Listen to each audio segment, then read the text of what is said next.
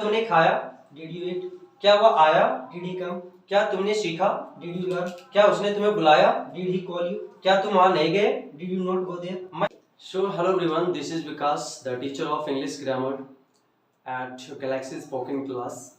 So guys, in this video we are going to understand verb.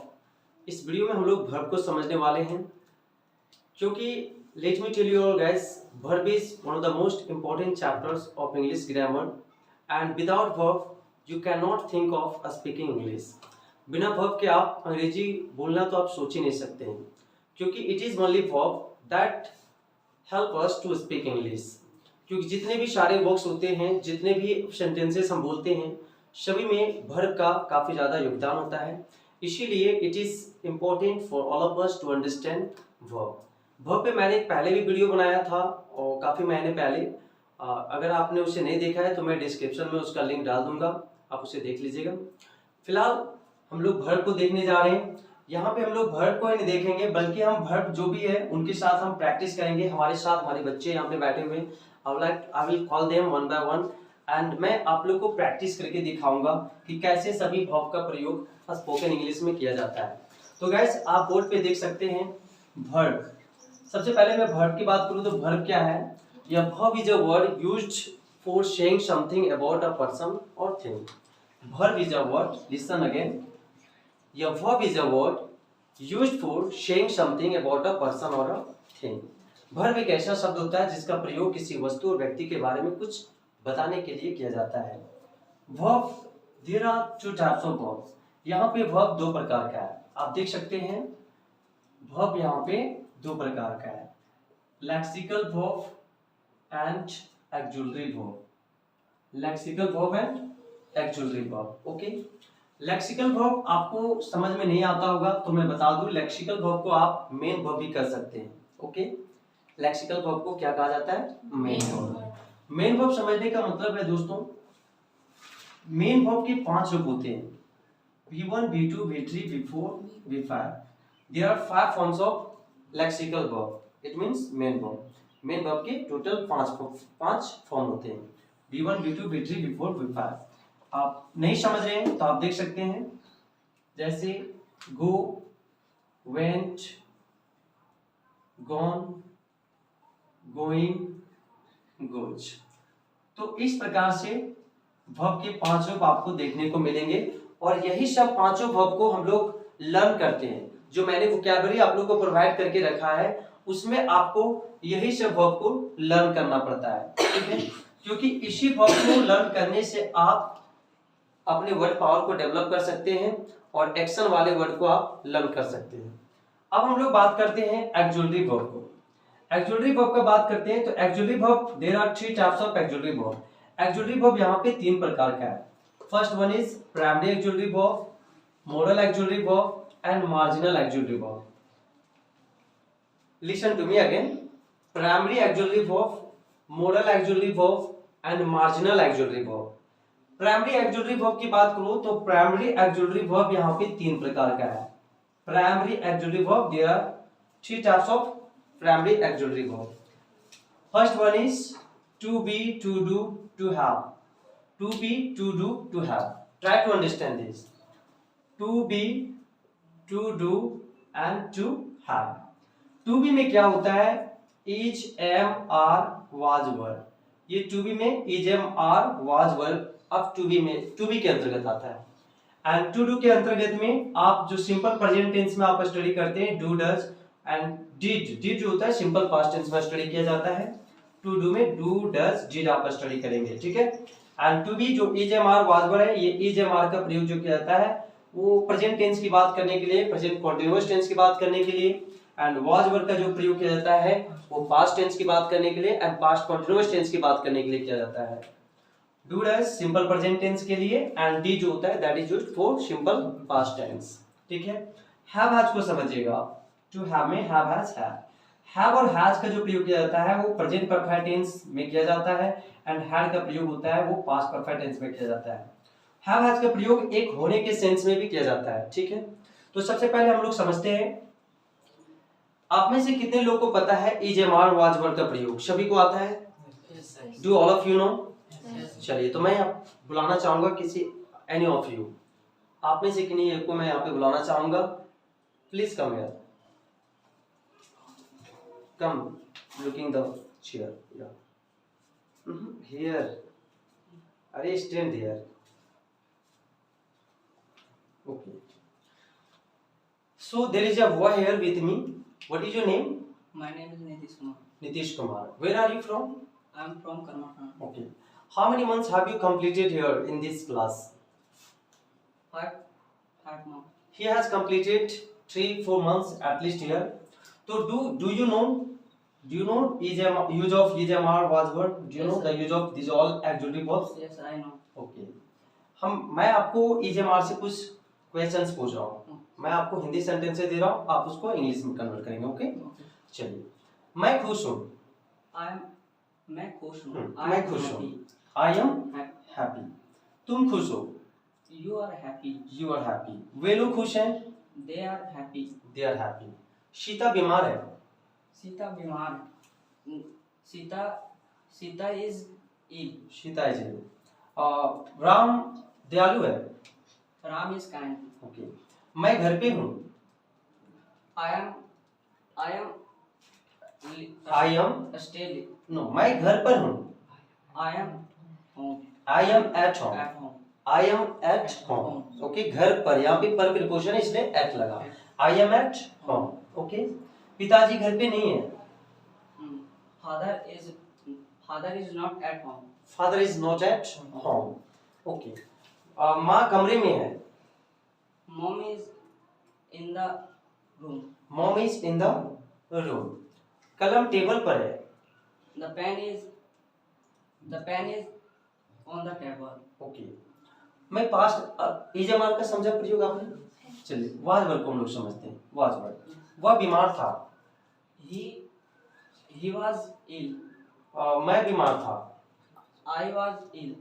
वे लोग खुश थे, दे were happy, मैं डरा हुआ था, आई एम था, आई वाज, मैं डरा हुआ था, आई वाज डरा हुआ, I was afraid, I was afraid. Past continuous tense में इसका प्रयोग कैसे किया जाता है वो हम लोग समझते हैं। वे लोग जा रहे थे, दे वर गोइंग। सीता आ रही थी, सीता वाज कमिंग। बच्चे बगीचे में खेल रहे थे, The children were playing in the ground. In the garden. चले, हम लोग वर्ब पढ़ रहे हैं, Yes. हम लोग वर्ब स्टडी कर रहे हैं। कैसे बनाओ? हम लोग वर्ब को स्टडी कर रहे हैं। we are studying verb. We are studying verb. माँ खाना पका रही है, Mom is cooking food. Mom is cooking food. मैं आज स्कूल नहीं जा रहा हूँ, I am not going to school. क्या तुम पढ़ रही हो? Are you reading? क्या वे लोग अभी सो रहे हैं? Are they sleeping? Are they sleeping now? No. तो उम्मीद है कि आपको इजेमार का प्रयोग समझ में आया होगा कि कहाँ पे प्रयोग किया जाता है। ठीक है, चलिए, you can go. Thank you. चलिए, अब हम लोग समझते हैं डू डज डिड को।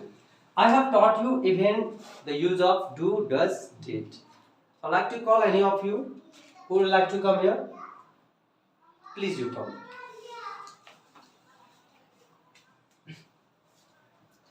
What is your name? My name is Sachin Kumar Yadav. Sachin Kumar. In which class do you study? I study in 8th class. You study in 8th class. Okay. How many months have you completed here? I have completed 5 months. How do you feel to be here? How do you feel joining my class here? It's good. You feel very good. Yes. Okay. Have you studied do, does, did? Yes. That means simple present tense, simple past tense. Yes, sir. Shall I ask you some sentences? You can. Do, does का प्रयोग कहाँ पे किया जाता है? Do is simple present tense में किया जाता है। Yes. लेकिन आपको पता है कि डू डज का प्रयोग सिंपल प्रेजेंट टेंस में पॉजिटिव में नहीं किया जाता है, बल्कि नेगेटिव, इंटरोगेटिव और इंटरोगेटिव नेगेटिव में किया जाता है ना?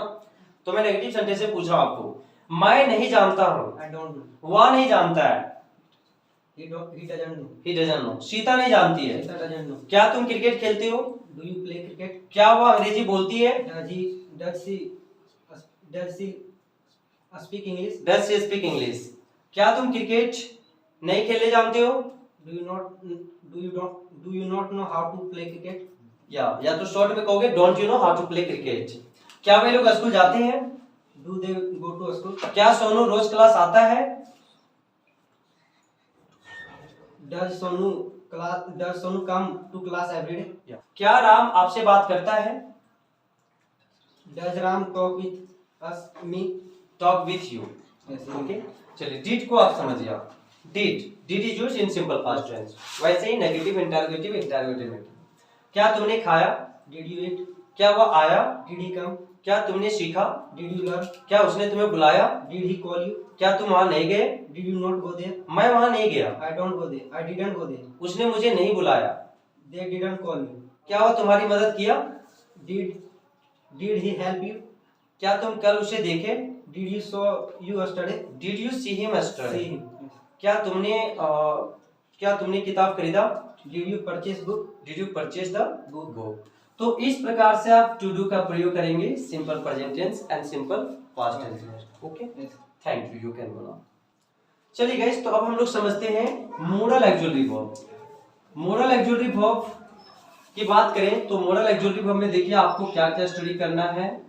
Can, could, may, might,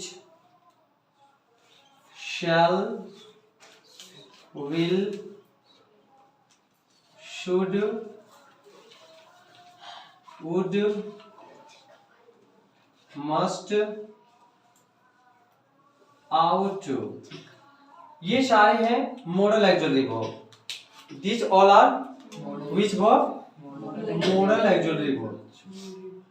and if I talk about marginal auxiliary verb, तो यहाँ पे जो आपके सामने बचा use to, need and dare, ये जो तीनों है ये हो गया मार्जिनल ऑक्सिलरी वर्ब। तो अब हम लोग थोड़ा मॉडल ऑक्सिलरी वर्ब जो है उनके प्रयोग के बारे में हम लोग समझते हैं शॉर्ट में, ठीक है। हालांकि सभी मॉडल ऑक्सिलरी वर्ब का अगर डिटेल में यूज पढ़ोगे तो उसके लिए आपको अलग वीडियो में बताया जाएगा और अलग से बताया जाएगा। तो गाइस आप मॉडल्स को देख सकते हैं, can, could, may, might, shall, will, should, would, must, are to. सबसे पहले मैं आपका नाम I like to introduce you to all the people who are watching you. What is your name? My name is Aviraj. Aviraj Kumar Adhav. Okay. In which class do you study? I study in 6th class. You study in 6th class. In which school? I read in UMass Depot. You read in UMass Depot. That is a government school, right? Yeah. Okay. So Aviraj, मैं आपको सभी models का पहले Hindi meaning पूछूंगा। आपको Hindi meaning बताना है कि सभी मॉडल्स का हिंदी क्या होता है। Okay, please go back here. Can का मतलब क्या होता है? सकता है या सकता था? सकता है। एंड कुड का मतलब? सकता था।